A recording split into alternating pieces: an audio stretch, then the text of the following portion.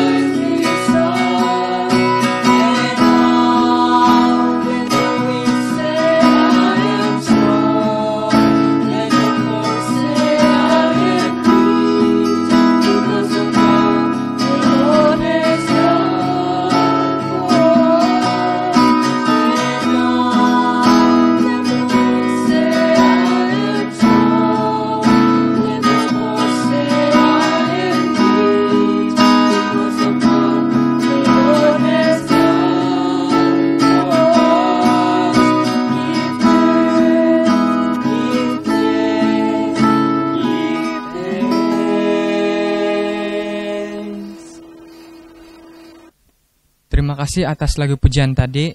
Dan pada masa ini kita akan menyanyikan lagu tema yang bertajuk Panggilan Menjadi Saksinya. Dan selepas itu saya akan memimpin C. Ana untuk doa pembuka.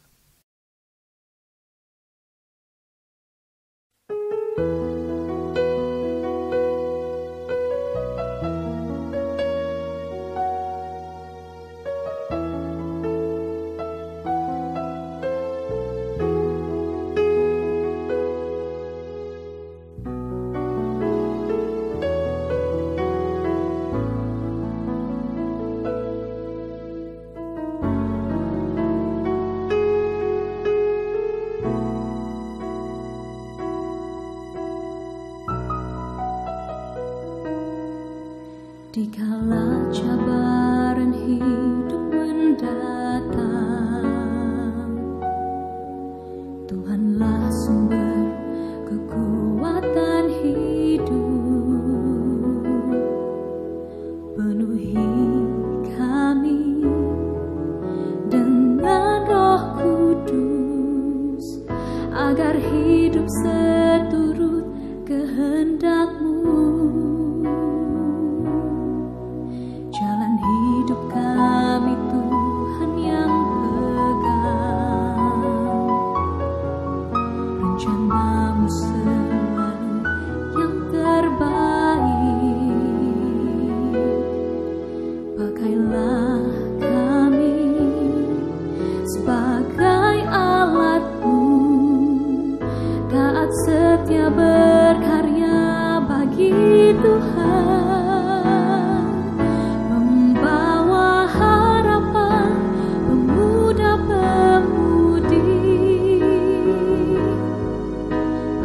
Sahut panggilan Tuhan, menjadi saksinya, berdiri teguh, perjuangkan kebenarannya, perlihatkan dunia kasih Tuhan.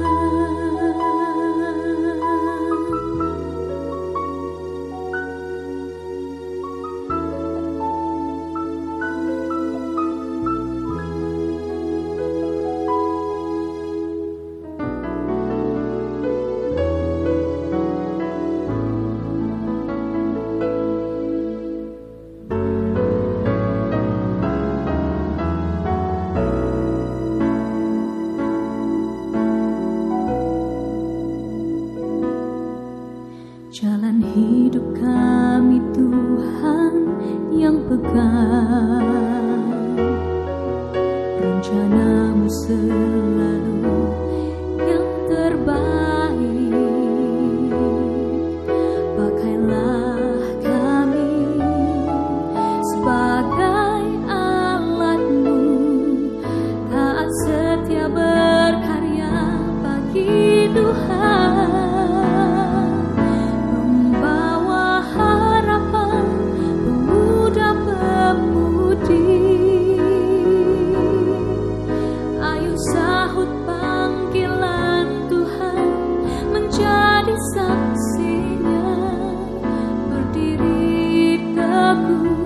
Perjuangkan kebenarannya, perlihatkan dunia kasih Tuhan.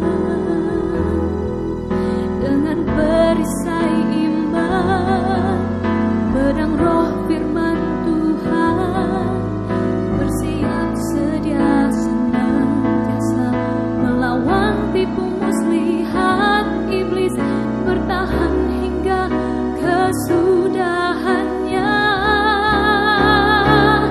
Pembawa harapan, pemuda-pemudi, ayo sahut panggilan Tuhan, menjadi saksinya, berdiri teguh, perjuangkan kebenarannya, perlihatkan dunia kasih Tuhan. Berdiri teguh, perjuangkan kebenarannya, perlihatkan dunia, perlihatkan dunia, perlihatkan dunia kasih Tuhan.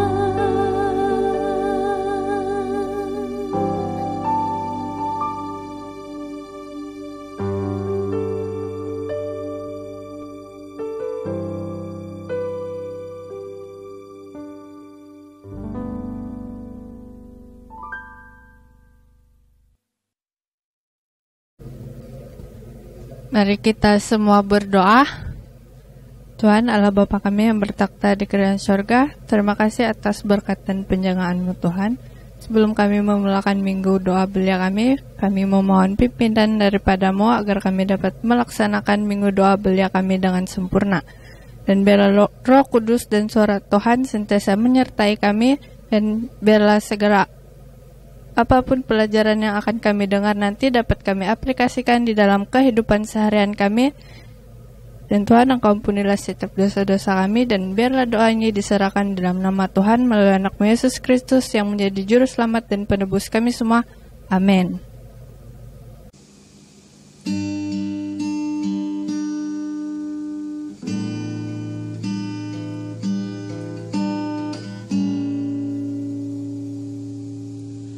Kau selalu punya cara untuk menjaga ku senantiasa ada di dalam rencana-Mu, Tuhan.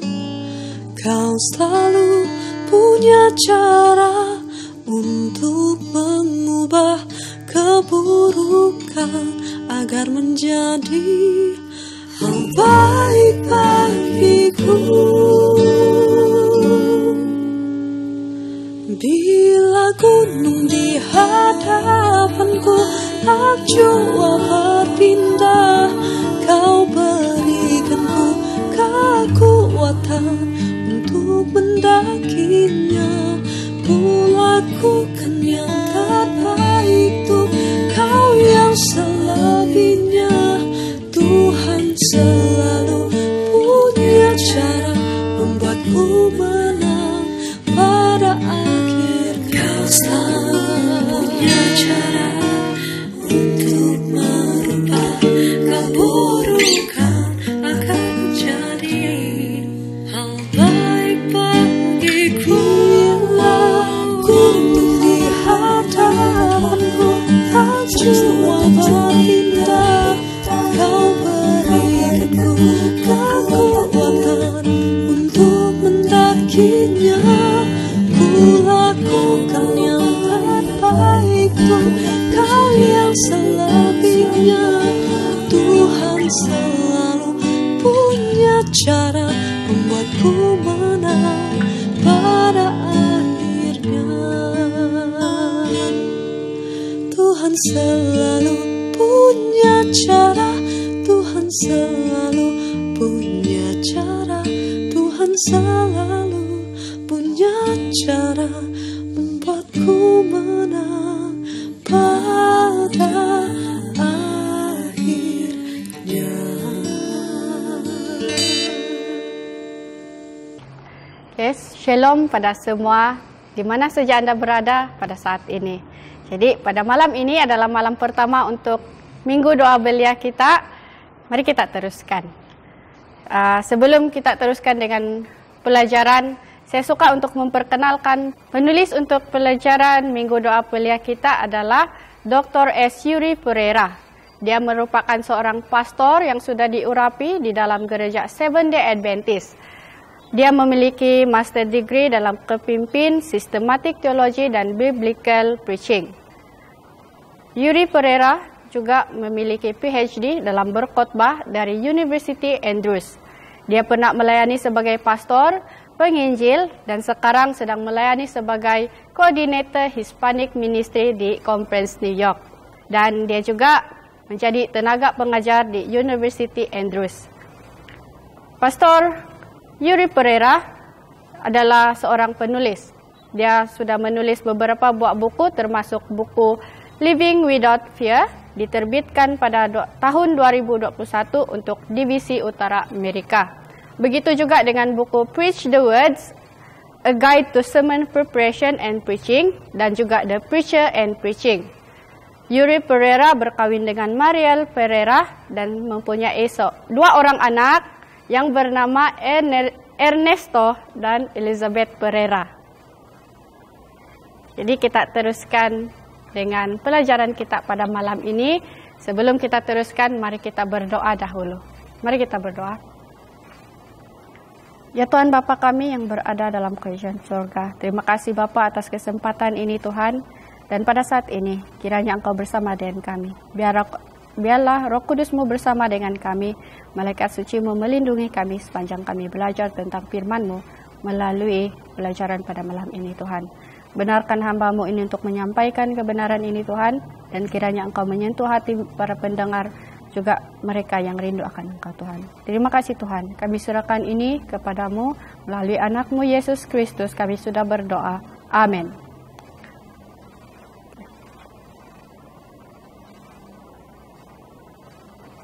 Oke, pada malam ini tajuk pelajaran kita adalah sebuah kebenaran dalam satu buku. Saya mulakan dengan satu cerita tentang Lupin. Lupin adalah satu film yang mendapat sambutan pada tahun 2021. Film ini mengisahkan tentang seorang lelaki yang bernama Asen Diop yang menggunakan ide-ide dan strategi daripada sebuah buku hadiah daripada ayahnya yang menceritakan tentang seorang pencuri profesional bernama Arsène Lupin.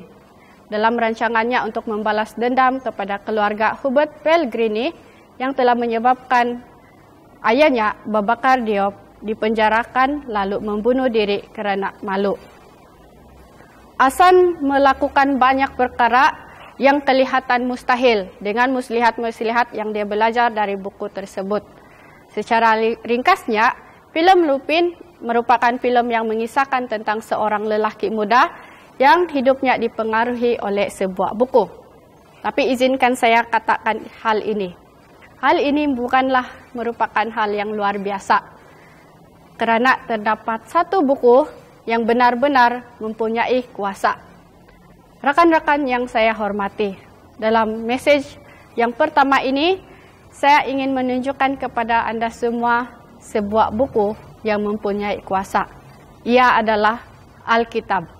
Sebuah buku yang sangat penting dalam sejarah, lebih tinggi daripada semua kitab lain, dan mengandungi keseluruhan kebenaran. Dalam siri message ini, kita akan mengkaji kebenaran masa kini, atau lebih tepat lagi, kebenaran untuk masa di mana kita hidup. Tapi saya pikir bahwa amat penting untuk kita letakkan asas yang akan menjadi platform untuk setiap message yang akan disampaikan pada minggu ini. Oleh itu, mari kita menjawab dua soalan penting berkaitan tentang Alkitab. Soalan yang pertama, apakah bukti yang kita ada untuk membuktikan bahwa Alkitab adalah sangat unik sebagai firman Tuhan yang telah diilhamkan? Yang kedua, apakah faedah yang kita boleh dapati apabila kita membaca dan mempelajari Alkitab sebagai golongan orang muda? Mari kita menjawab kedua-dua soalan ini. Soalan yang pertama, dia menanyakan bukti yang menunjukkan bahwa Alkitab ini benar-benar firman Tuhan yang diilhamkan oleh Tuhan. Dan terdapat banyak bukti sebenarnya. Tapi pada hari ini, pada malam ini, saya akan memberikan 4 bukti yang cukup kuat untuk menjawab soalan yang pertama ini. Bukti yang pertama tentang Alkitab adalah kesatuan yang unik.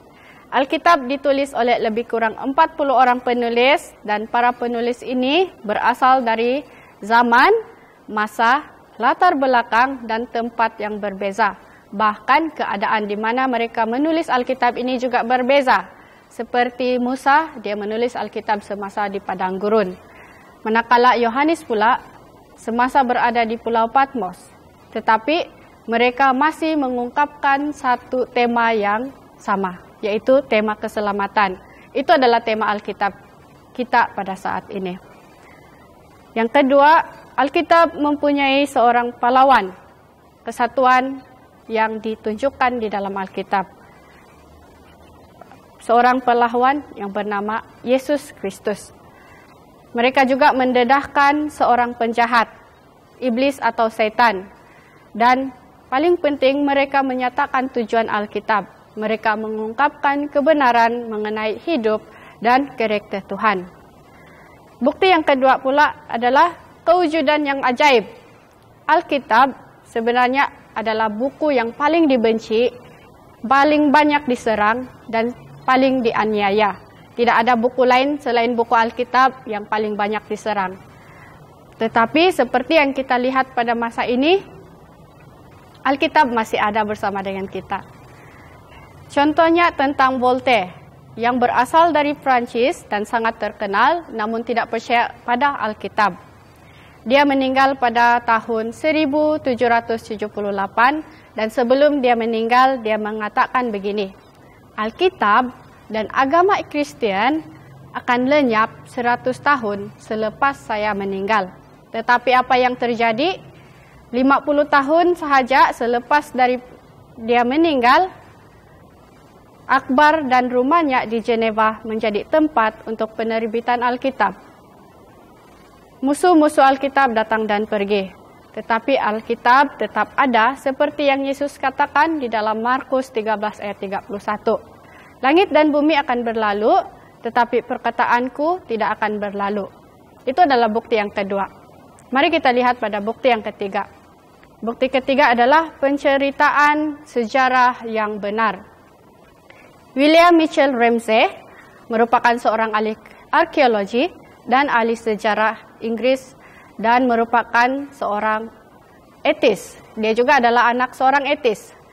Dia berusaha untuk membuktikan bahwa Alkitab ini bukanlah satu buku yang boleh dipercayai. Tapi semua dakwaan yang dia buat itu salah. Lalu dia beralih kepada dua buku yang ditulis oleh Lukas, yaitu buku Lukas dan Kisah Para Rasul. Ini disebabkan dalam kedua buku ini, Lukas dan buku Kisah Para Rasul, terdapat banyak nama, tempat, dan tarikh yang dengan mudah dapat dibuktikan salah oleh sumber sejarah sekular. Untuk mencapai matlamatnya, Ramsay secara pribadi melawat tapak yang ditulis di dalam Alkitab dan selama 25 tahun dia memfokuskan dirinya dalam penyelidikan dia itu. Tapi sungguh mengejutkan bagi Ramsay apabila melalui penemuan arkeologi, dia melihat bahwa 32 negara, 53 bandar, dan 9 pulau yang disebut oleh Lukas dalam kedua bukunya itu benar-benar ada. Daripada membuktikan bahwa Alkitab itu palsu, sebaliknya Ramsay menemui berpuluh-puluh bukti yang boleh dipercayai yang mengesahkan kebenaran sejarah dalam Alkitab. Dan dunia dikejutkan sekali lagi dengan berita tentang William Mitchell Ramsay. Dia memeluk agama Kristen dan menjadi salah satu daripada pejuang kebenaran Alkitab. Teman-teman, Alkitab bukanlah satu buku fiction. Ia adalah sebuah buku yang mencatat sejarah yang benar. Dan bukti yang keempat, Alkitab dia menggenapi nubuatan. Bukti tambahan yang membuktikan bahwa Alkitab adalah firman Tuhan yang diilhamkan terdiri daripada penggenapan tepat nubuatannya. Alkitab adalah satu-satunya buku agama yang mengandungi nubuatan yang telah digenapi dengan tepat dalam sejarah. Dalam perjanjian lama sahaja, lebih 2000 nubuatan telah digenapi. Dan mari kita lihat nubuatan tentang Yesus yang telah digenapi di dalam perjanjian lama menurut pengkaji Alkitab. Dalam Daniel 9 ayat 25 hingga 27, ia menyatakan tentang tahun pelayanan dan kematian Yesus. Mika 5 ayat 2 menyatakan tentang tempat kelahiran Yesus. Yesaya 7 ayat 14, kelahiran Yesus yang ajaib. Bilangan 24 ayat 17, bintang yang akan mengumumkan tentang kelahiran Yesus. Zakaria 11 ayat 12, pengkhianatan yang mengakibatkan kematian Yesus. Yesaya 53 ayat 9 hingga 12 menyatakan tentang kematian dan pengkebumiannya. Mazmur 16 ayat 9 hingga 11. Ia menyatakan tentang kebangkitan Yesus. Semua buku-buku ini ada di dalam perjanjian lama. Lama sebelum Yesus lahir. Jadi setiap nubuat Alkitab ini dan banyak lagi telah digenapi dan kita yakin bahwa nubuatan yang masih ada akan digenapi. Penggenapan nubuatan adalah bukti bahwa Alkitab adalah firman Tuhan yang diilhamkan. Kita sudah menjawab soalan pertama kita, dan kita sudah mendapat banyak bukti tentang kebenaran Alkitab. Dan sekarang mari kita menjawab soalan yang kedua kita, yaitu apa faedahnya bagi kita sebagai golongan muda untuk membaca dan mempelajari Alkitab. Banyak faedahnya, tapi untuk malam ini saya akan fokuskan 3 faedah yang benar-benar akan terjadi dalam kehidupan kita apabila kita membaca dan mempelajari Alkitab. Yang pertama, mempelajari Alkitab membuatkan kita mengenali Tuhan dengan lebih mendalam. Mengetahui dan mengenali Tuhan tidak sama. Mengetahui tentang Tuhan tidak sama dengan mengenal Tuhan. Sama seperti kita sendiri, untuk mengenali seseorang, kita perlu memberikan mereka masa, melihat perlakuan mereka, dan hidup bersama mereka. Begitu juga dengan Tuhan. Jadi bagaimana untuk kita mengenali Tuhan, mencontohi kelakuannya, dan hidup bersama Tuhan, selain mempelajari Alkitab. Dengan mempelajari Alkitab, kita akan dapat melihat pribadinya, karakternya, keadilan Tuhan, belas kasihannya, dan kasihnya. Yohanes 17 ayat 3. Inilah hidup yang kekal, kata Yesus, yaitu mereka mengenal Engkau satu-satunya Allah yang benar, dan Yesus Kristus yang telah Engkau utus. Di dalam Alkitab sendiri mengatakan, bila kita membaca Alkitab, kita akan mengenali Yesus Kristus. Yang kedua, membaca dan mempelajari Alkitab akan memberikan kita pengetahuan. Kita boleh membaca banyak buku, tetapi tidak ada buku yang dapat memberi hikmat kebijaksanaan sama seperti Alkitab. Alkitab menunjukkan kepada kita cara mencari hikmat, menerapkannya, dan menikmatinya. Kebijaksanaan datang dari pengetahuan tentang Tuhan, bukan dari kita sendiri. Dan dari penghormatan kepadanya dan firman-Nya, kita dapat banyak pengetahuan kebijaksanaan. Alkitab adalah sangat jelas, tepat, dan memberikan kita kebijaksanaan untuk kehidupan seharian. Mari kita perhatikan ayat-ayat berikut. Dalam Mazmur 119 ayat 130, bila tersingkap, firman-firman-Mu memberi terang, memberi pengertian kepada orang-orang bodoh. Amsal 2 ayat 6, kerana Tuhanlah yang memberikan hikmat, dari mulutnya datang pengetahuan dan kepandaian. Seperti yang kita sudah dibuktikan, diberi bukti sebelumnya, bahwa firman Tuhan itu diilhamkan menjadi buku Alkitab yang kita ada pada saat ini. Jadi melalui Alkitab kita akan mendapat pengetahuan dan kebijaksanaan. Yang ketiga, membaca dan mempelajari Alkitab akan memimpin kita untuk menjauhi dosa dan membantu kita untuk menuju ke kehidupan yang berkelimpahan. Menyucikan diri kita dengan firman Tuhan dan meletakkan kebergantungan kita kepada Yesus Kristus akan membuatkan kita kurang ruang untuk melakukan dosa dalam hidup. Mempelajari Alkitab akan membuatkan kita tidak berpuas hati dengan apa yang kita ketahui dan akan membuat kita pergi lebih jauh untuk mengetahui pekerjaan penebusan Yesus dan kasih karunia-Nya. Dengan itu, kita akan dapat melawan godaan iblis. Soalan tentang bagaimana seorang pemuda dapat kekal kudus dalam hidupnya, jawabannya ada dalam Mazmur 119 ayat 11. Dalam hatiku, aku menyimpan janji-Mu, supaya aku jangan berdosa terhadap-Mu. Dan Yesus juga mengatakan dalam Yohanes 10 ayat 10, aku datang supaya mereka mempunyai hidup, dan mempunyainya dalam segala kelimpahan. Itu adalah 3 faedah yang kita boleh dapat apabila kita membaca dan mempelajari Alkitab. Kesimpulannya, Alkitab adalah firman Tuhan yang diilhamkan dan mempunyai kuasa untuk mengubah hidup kita. Ada satu cerita tentang Juan Briseno, seorang pemuda yang selalu berpikir bahwa manusia ini boleh hidup tanpa ada Tuhan. Jadi Juan bekerja, menikmati hidupnya, dan semuanya kelihatan baik-baik sahaja. Tapi jauh di dalam hati Juan, dia merasakan satu kekosongan yang tidak dapat diisikan dengan apapun. Lalu disebabkan kekosongan itu, Juan beralih kepada dadah. Selama 14 tahun, Juan menjadi hamba dadah. Dia bukan sahaja mengambil dadah, tetapi juga mengedarkannya. Namun satu hari, semasa menghadiri majlis hari jadi rakannya, Juan melihat sekumpulan anak muda yang kelihatan berbeza dari yang lain dari segi pakaian mereka. Mereka berpakaian kemas, tingkah laku dan tutur bicara mereka juga berbeza dengan pemuda yang lain.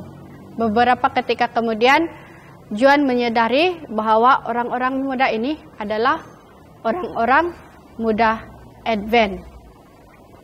Kemudian dengan sedikit ketakutan, Juan mendekati mereka. Dia menyangka bahwa mereka akan menolaknya. Tetapi Juan sekali lagi terkejut apabila mereka menerimanya dengan penuh kasih. Mereka, para pemuda Advent ini, bercakap, berdoa dengan Juan, dan di akhir pertemuan mereka memberikan Juan sebuah Alkitab. Juan tidak pernah memiliki Alkitab sebelum ini. Tetapi pada hari itu, selepas pulang dari majlis hari jadi, Juan mula membaca firman Tuhan. Dan semenjak itu, Juan mula berubah. Sekarang 13 tahun semenjak Juan membaca Alkitab, dia menjadi orang yang tidak lagi terikat dengan dadah untuk mengisi kekosongan di dalam hatinya. Dengan firman Tuhan, hidup Juan berubah. Dia bahagia dengan anak dan istrinya. Betapa besar mukjizat firman Tuhan di dalam hidup Juan. Jadi teman-teman, saya menjemput Anda pada hari ini untuk mempelajari Alkitab setiap hari. Sediakan masa yang tetap untuk mendengarkan suara Tuhan. Dan saya dengan yakin memberikan jaminan kepada Anda bahwa pada saat Anda menjadikan hal ini sebagai satu tabiat, hidup Anda tidak akan pernah sama lagi. Mari kita ingat ayat ini, 2 Timotius 3 ayat 16 hingga 17. Segala tulisan yang diilhamkan Allah memang bermanfaat untuk mengajar, untuk menyatakan kesalahan, untuk memperbaiki kelakuan, dan untuk mendidik orang dalam kebenaran. Dengan demikian, tiap-tiap manusia kepunyaan Allah dilengkapi untuk perbuatan baik. Jadi, pada malam ini, mari kita sediakan masa kita untuk mempelajari Alkitab dan mendengar suara Tuhan. Itu saja pelajaran pada malam ini. Tuhan memberkati. Pada masa sekarang, mari kita bersama-sama menyanyikan lagu tema kita yang bertajuk Panggilan Menjadi Saksinya.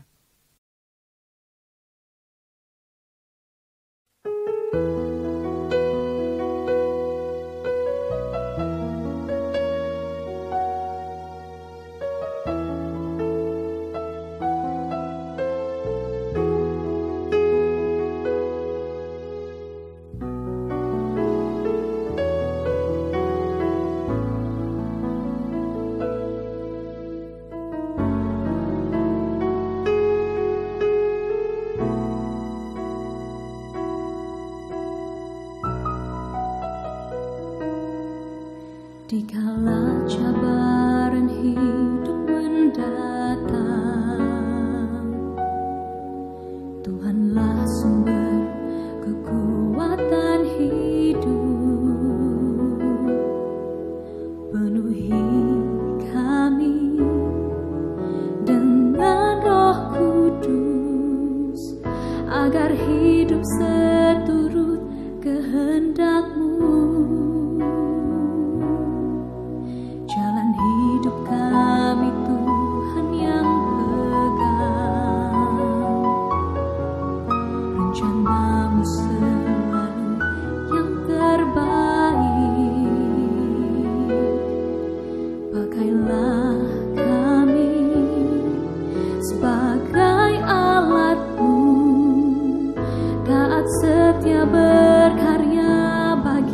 Tuhan, membawa harapan pemuda-pemudi. Ayo sahut panggilan Tuhan, menjadi saksinya, berdiri teguh, perjuangkan kebenarannya, perlihatkan dunia kasih Tuhan.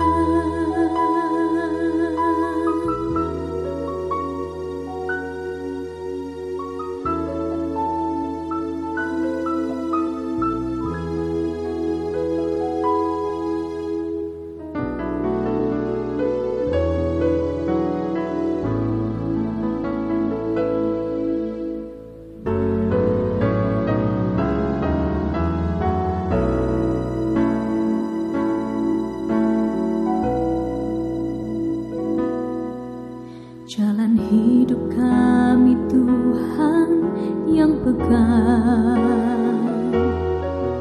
rencana-Mu selalu yang terbaik. Pakailah kami sebagai alat-Mu, taat setia berkarya bagi Tuhan.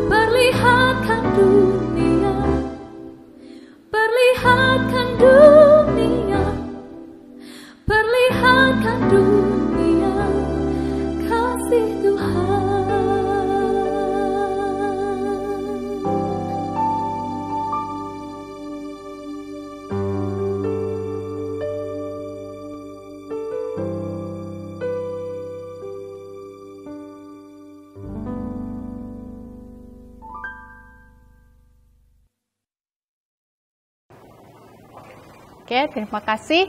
Mari kita semua tunduk kepala dan sekali lagi kita bersatu dalam doa. Mari kita berdoa. Ya Tuhan Bapa kami yang berada dalam kerajaan surga, terima kasih Tuhan atas satu pelajaran yang sudah Engkau berikan kepada kami pada hari ini. Bapa di surga, kiranya Engkau mengirimkan Roh Kudus-Mu kepada setiap satu kami untuk menguatkan hati kami untuk mempelajari firman-Mu setiap hari. Berikanlah kami kekuatan setiap masa, agar apa saja yang menghalang kami untuk mempelajari firman-Mu akan dapat